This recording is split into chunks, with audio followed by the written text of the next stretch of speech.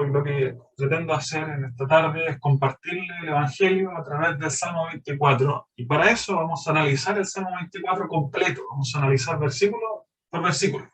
Entonces, ¿cuál sería la introducción? Los primeros dos versículos.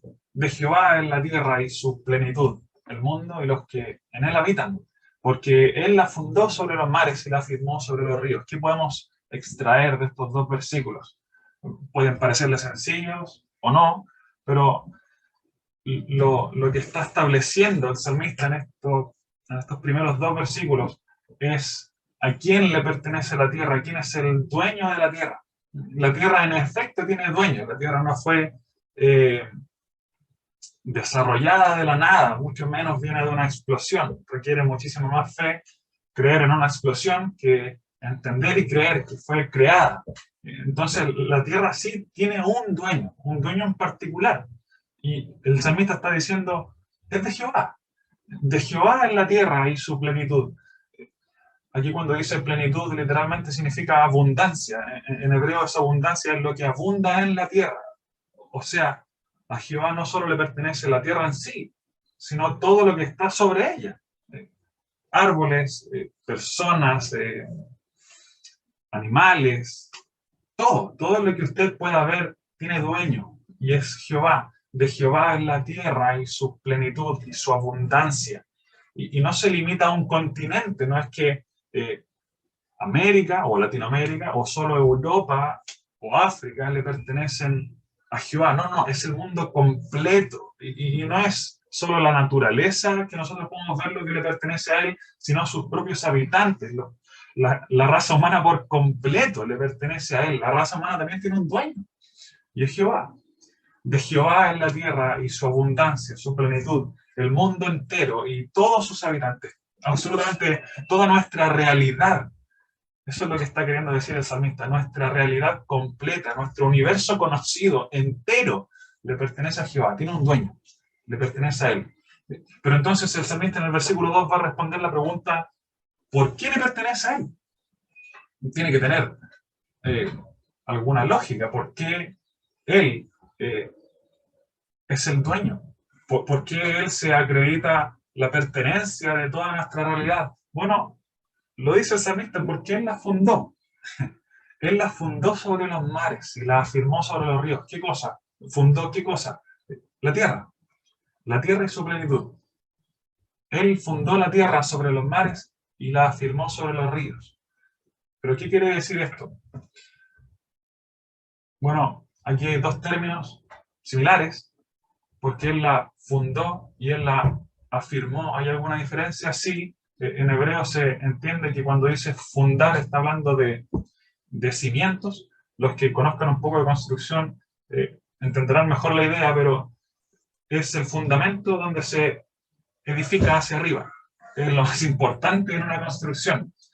Primero se analiza el suelo, se establece qué tipo de fundamento, las dimensiones, y se desarrollan las fundaciones o los cimientos. Es lo más importante para que una vivienda o edificación no se arruine, no se caiga.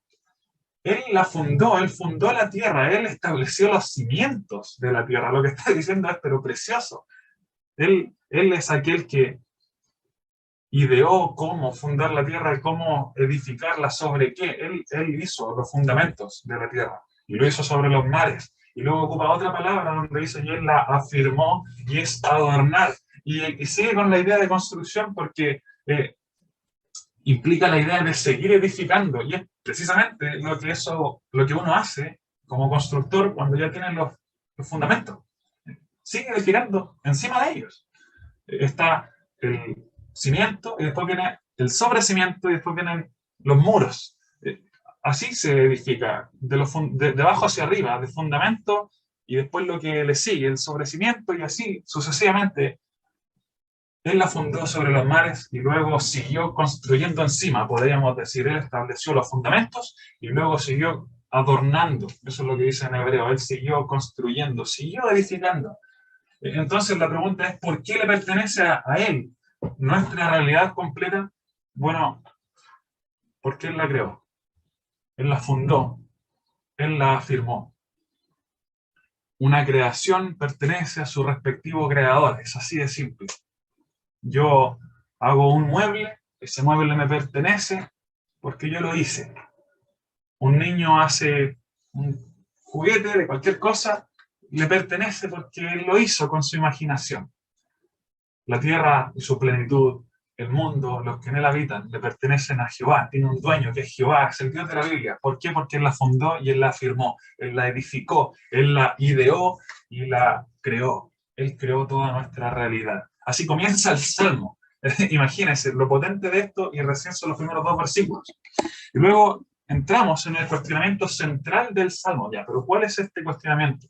Bueno, pasa de hablar de nuestra realidad a una realidad distinta. ¿Cuál?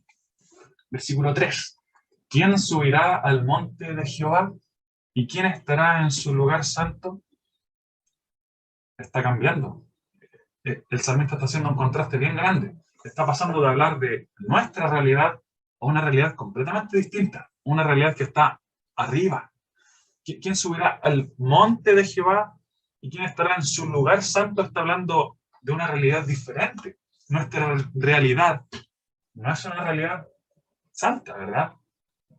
Para nada, es una realidad nefasta y devastadora, está lleno de pecado y de crímenes y de guerras y de enfermedades y de problemas.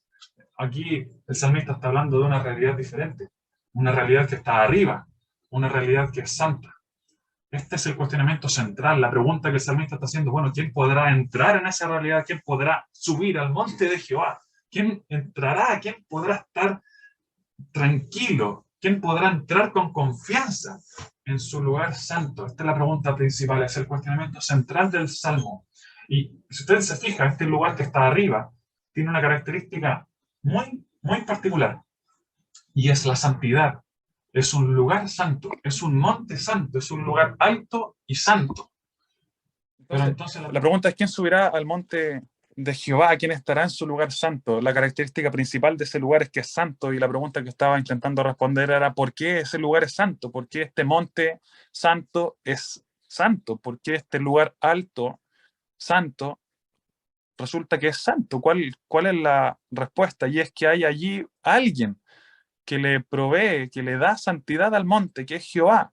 ¿Y por qué él le puede dar santidad? Porque él es santo. Es su característica principal.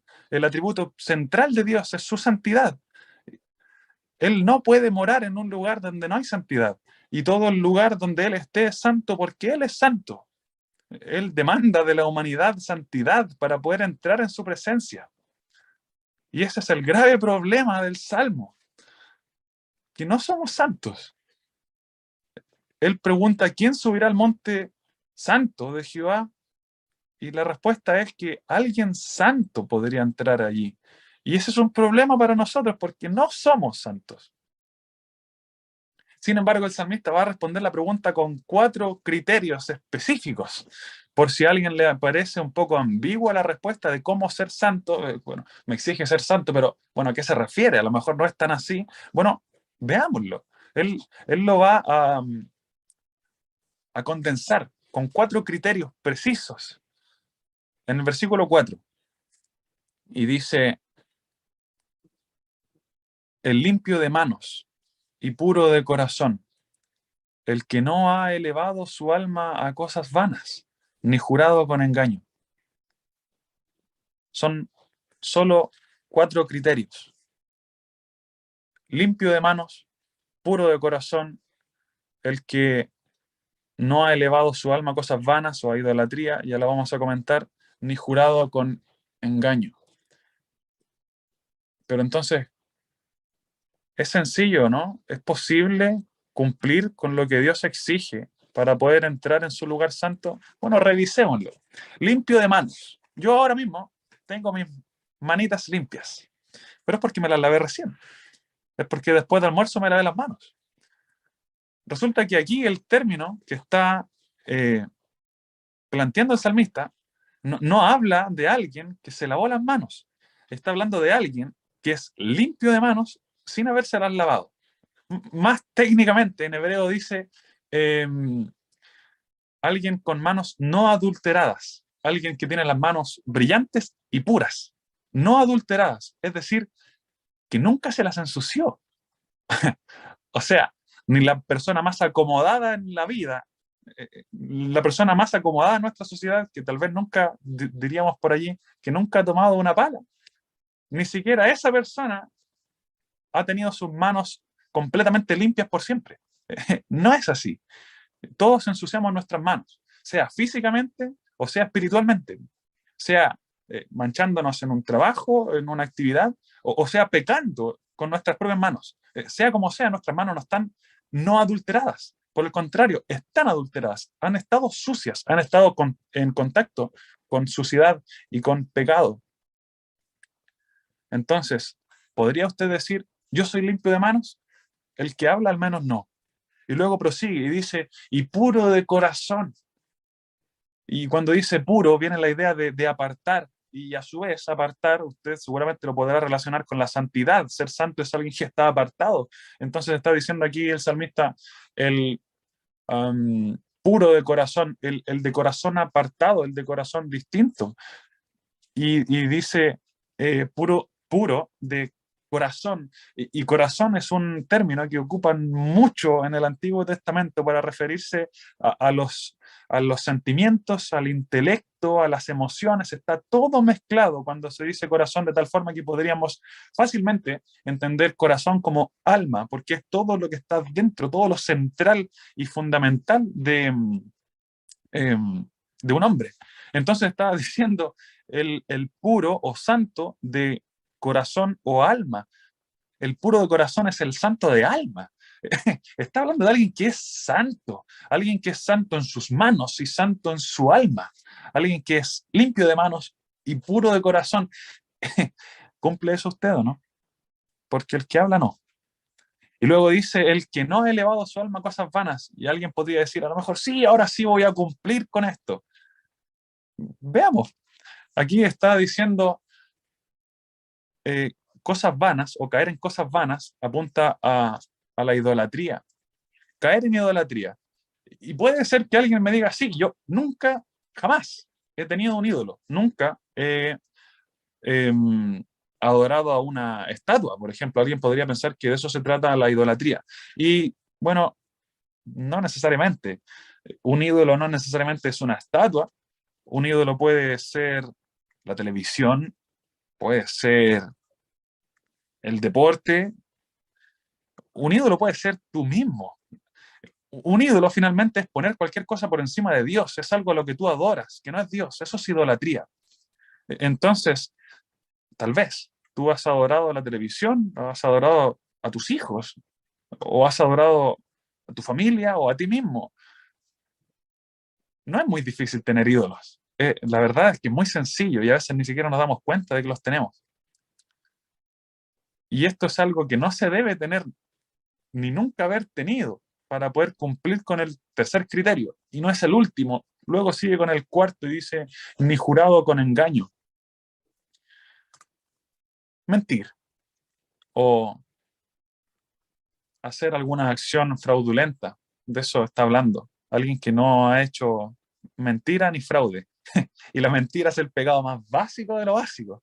Es algo que a uno no le enseñan a hacer y que aprende solito. A mi mamá nos enseñó a mentir, pero yo era el primero en mentirle cuando me mandaba alguna embarrada y preguntaba quién fue. No, a lo mejor fue mi hermano, decía yo, que parece que está conectado por ahí. Yo le echaba la culpa al tiro a él, era mayor que yo, era muy fácil poder echarle la culpa a él. ¿Cumple usted los cuatro criterios? ¿Es usted alguien limpio de manos, con lo que eso involucra, con lo que eso implica? No, no que tenga las manos limpias ahora, sino que nunca se las haya ensuciado con suciedad literal o con pecado. ¿Es usted alguien puro de corazón o santo de alma? ¿Es usted alguien que nunca ha tenido ningún ídolo? ¿Es usted una persona intachable y que nunca ha mentido? Yo seguramente no los conozco a todos que están conectados, pero me conozco muy bien a mí y yo no cumplo los cuatro requisitos. De hecho, no cumplo ninguno. Y usted, cuestióneselo, ¿usted cumple alguno de los cuatro? ¿Cumple los cuatro? El salmista está exigiendo que alguien cumpla los cuatro. Ya, pero entonces supongamos que alguien cumple con los cuatro requisitos. ¿qué pasaría? Bueno, prosigue en el versículo 5 y dice, él recibirá. O sea, supongamos que existe alguien que cumple los 4 requisitos. Esa persona recibirá bendición de Jehová y justicia del Dios de salvación. Esa persona recibiría justamente bendición de Jehová, abundancia o prosperidad de Jehová. Dios la bendeciría grandemente y dice, y justicia del Dios de salvación. Y cuando dice aquí, esto es increíble porque está diciendo justicia es derecho. Supongamos que alguien cumple con los 4 requisitos, entonces esa persona tiene el derecho de que Dios le dé su salvación. Dicho de otra forma, esa persona merece la salvación. Si alguien cumpliera con los 4 requisitos, podría decir, Dios me debe la salvación. Y eso para nada es así. Dios no le debe la salvación a nadie porque lamentablemente nadie cumple con estos 4 requisitos. Pero sigamos en la suposición que está haciendo el salmista. Si alguien cumpliera con los 4 requisitos, recibiría bendición y prosperidad de parte de Jehová y justamente recibiría salvación de parte de Dios. Y si existiera una sola persona que pudiese cumplir con eso, entonces, versículo 6, tal es la generación de los que le buscan. El salmista está diciendo, si existiera uno, podría existir una generación completa, una generación entera que podría ir y buscar a Dios y buscar su rostro, oh Dios de Jacob. Y aquí, cuando uno lo lee, de primeras no entiende muy bien lo que está diciendo el versículo 6. Es un poco extraño la forma en la que lo plantea, pero aquí está ocupando 2 términos bien similares. Dice, eh, tal es la generación de los que le buscan, de los que buscan tu rostro. Está ocupando 2 veces la misma palabra, pero en hebreo no es la misma palabra.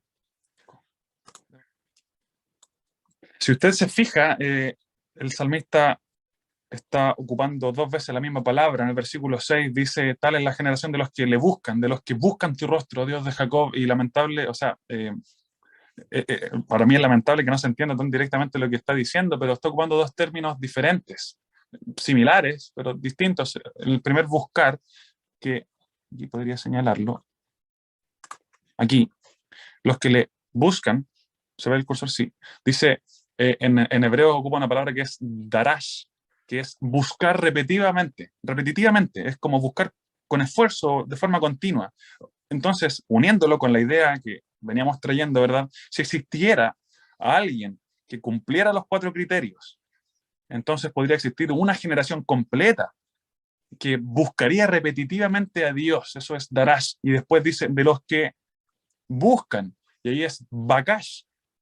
La primera es darash, la segunda es bakash. Son parecidas, pero no es lo mismo. Y la segunda, esta, buscan, es alabanza y adoración. Implica adoración en el rostro del Dios de Jacob. Entonces, supongamos que existe alguien que cumple los 4 requisitos. Si existiera uno, podría existir una generación. Y esa generación podría buscar continuamente a Dios y podría acceder a su presencia y adorar su rostro. Esto es precioso. Sería notable que existiera una generación completa que pudiera entrar en el monte santo de Jehová y adorar a Dios en su rostro. Pero hay un problema, y es que el salmista, de repente, toma un contraste, pero increíble, porque pasa de hablar de una generación adorando a Dios a hablar solo de una persona. No sé si usted se da cuenta cuando lo leímos, pero fíjese, aquí está hablando de una generación hipotética, en el caso de que pudiese ser que alguien cumpliera con los 4 requisitos, pero nosotros sabemos bien que no podemos. Entonces el salmista pasa a hablar de una persona y dice, alzad, oh puertas, vuestras cabezas, y alzaos vosotras puertas eternas, y entrará el Rey de Gloria. ¿Quién es este Rey de Gloria? Jehová, el fuerte y valiente, Jehová, el poderoso en batalla. Se dio cuenta, ¿no? Estábamos hablando de una generación completa, y ahora estamos hablando solo de una persona. Sin embargo, si usted se da cuenta, estamos hablando de una persona ante quien las puertas del cielo se abren de par en par. Hay un pregonero aquí que está gritando, ábranse puertas eternas, vuestras cabezas o vuestros brazos, que se abran las puertas de par en par. Puertas, dense cuenta de quién está delante. está el Rey de Gloria, no puedes dejarlo fuera. Es el Rey de Gloria aquel que está entrando. Si usted se da cuenta, entonces, hay alguien que está accediendo libremente, como si nada, a la presencia de Dios, al Monte Santo, al cielo mismo. Hay alguien entrando al cielo libremente. Es tan merecedor él de entrar que las puertas simplemente se abren de par en par.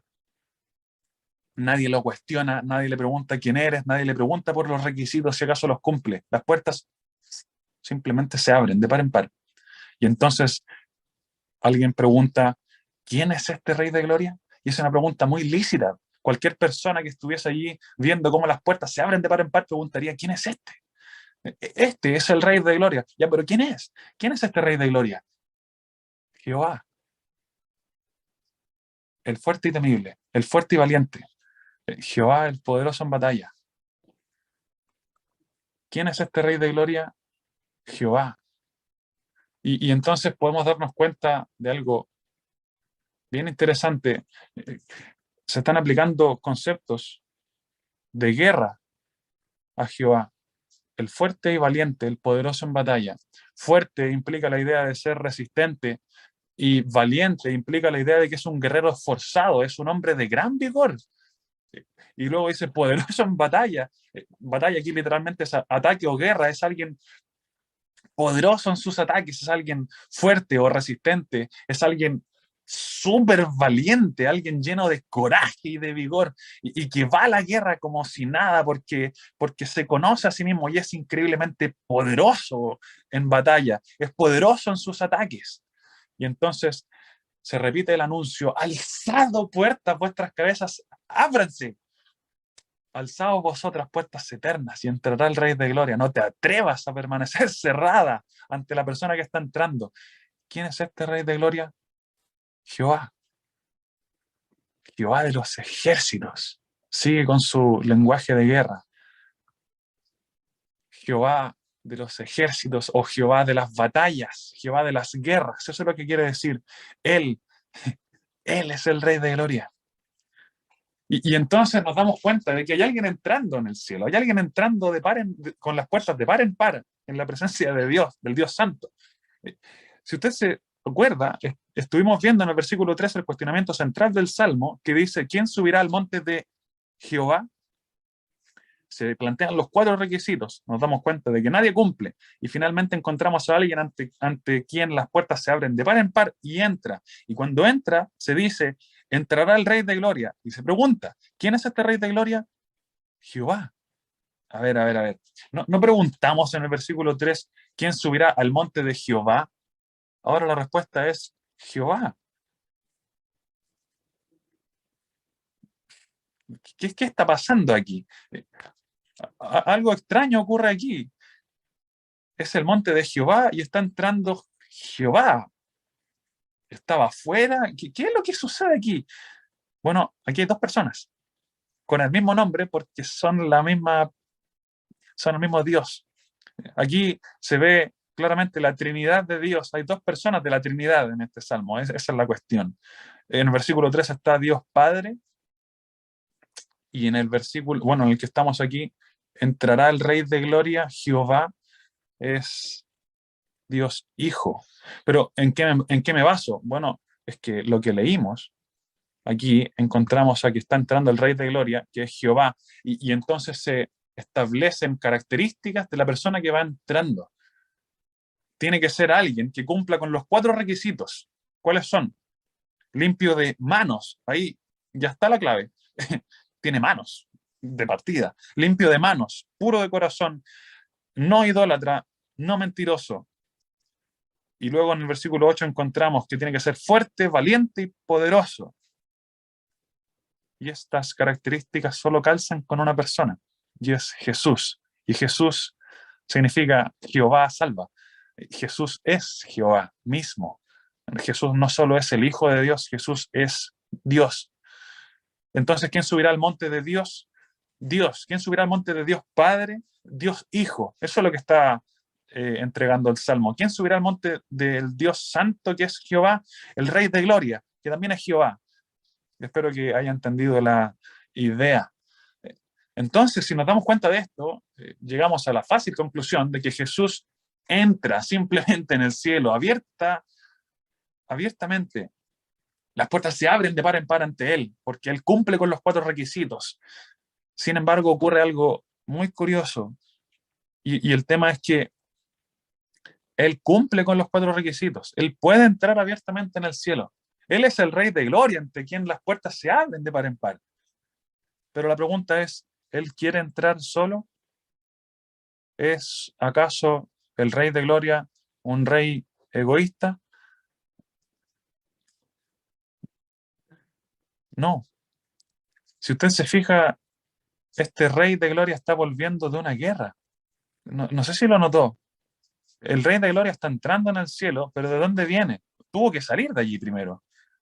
Sí, salió del cielo, se hizo hombre. Se hizo hombre, vino a la tierra y luchó una guerra.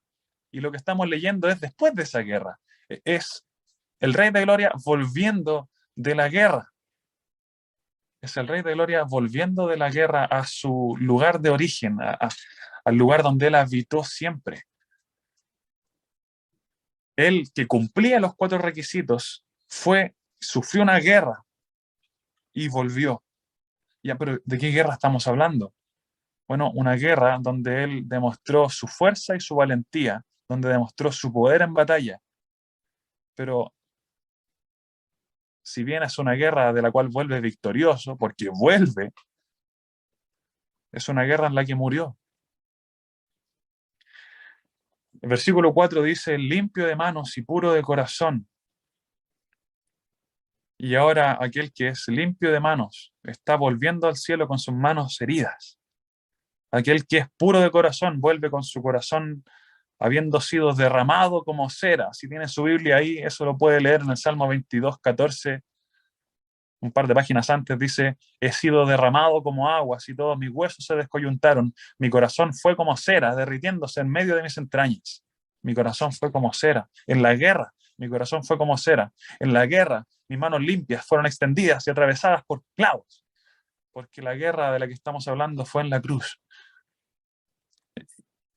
Él cumplía los 4 requisitos. ¿Tenía que morir? No, para nada. No tenía por qué morir. Él es santo. Pero no es egoísta. Él es el rey, pero es un rey humilde. Él es el Dios todopoderoso, pero que piensa en ti y que te ama a ti. Y sabe cuál es tu problema y cuál es el mío. Él sabe que yo soy sucio e impuro de corazón. Sabe que soy idólatra y mentiroso y sabe que por nada del mundo merezco entrar en el Monte Santo.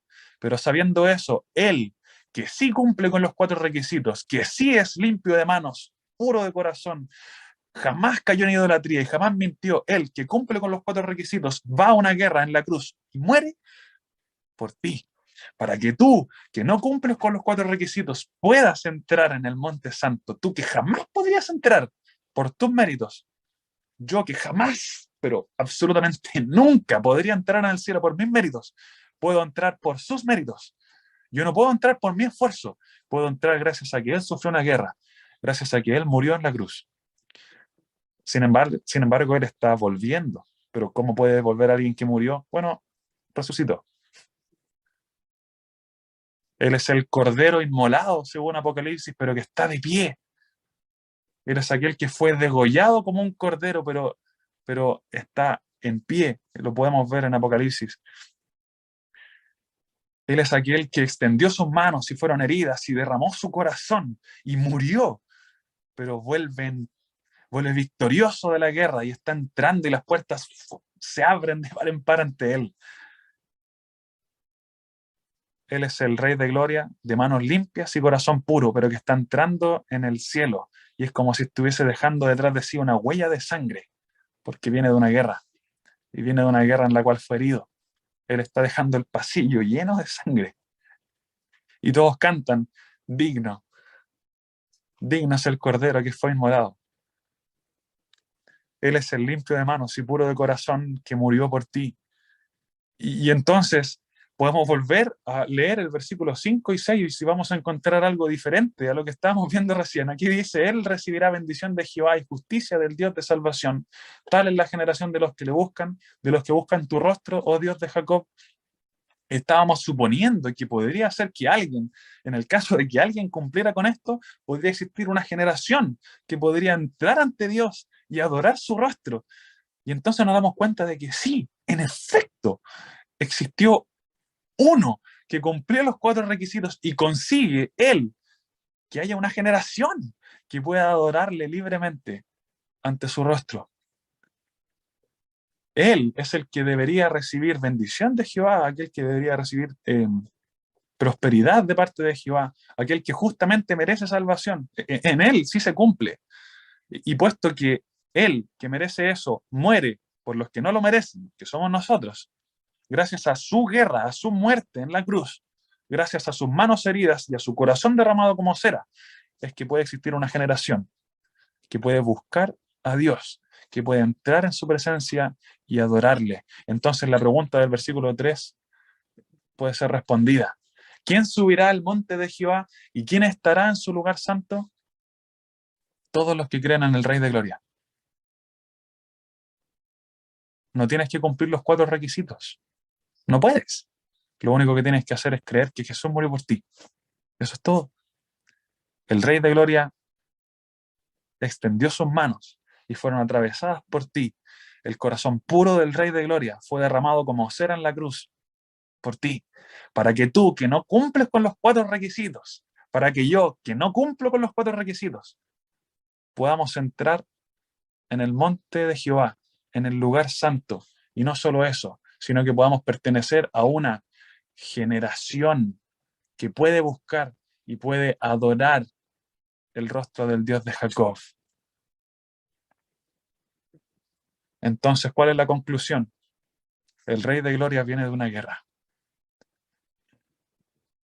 El Rey de Gloria viene de una guerra en la cual sus manos limpias fueron heridas, en cual su corazón fue derramado como cera. ¿Para qué?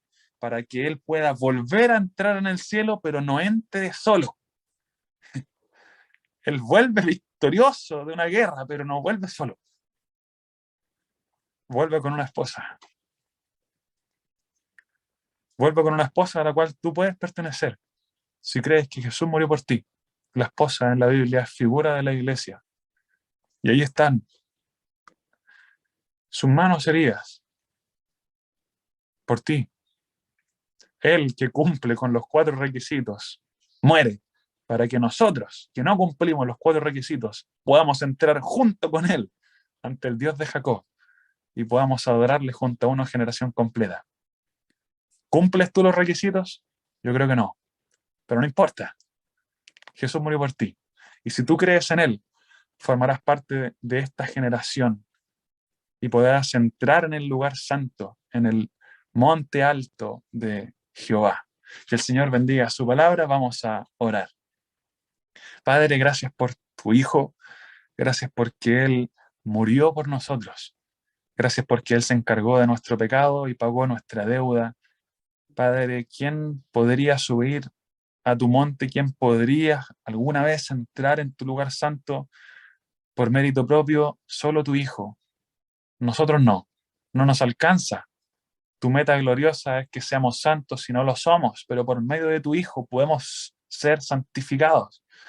Te damos las gracias porque Él, que cumple con los requisitos, murió por nosotros, que no los cumplimos. No tenía por qué hacerlo, pero nos ama tanto que estuvo dispuesto a derramar su corazón como cera en la cruz, para que pudiese existir una generación completa que pueda entrar en tu presencia, en tu santidad y adorar ante tu rostro. Padre, gracias porque por pura gracia estaremos allí, porque podremos verle, porque podremos adorarle. Pero Padre, te pedimos porque tal vez haya alguien escuchando este mensaje con todas sus interferencias y con los problemas que hubieron, que no es creyente. Tal vez haya alguien aquí que estaba intentando cumplir los 4 requisitos. Padre, permite que alguien hoy, al escuchar este mensaje, al escuchar tu palabra, comprenda el Evangelio y comprenda que el Rey de Gloria murió para salvarle a él. Permite que alguien crea en Jesús como su único y suficiente Salvador, que se vea a sí mismo y se vea perdido, pero vea al Rey sangrante de gloria y vea que no se puede perder si deposita su fe en Él. Padre, te pedimos que tú bendigas la exposición de tu libro en el nombre de tu Hijo, el Señor Jesús. Amén.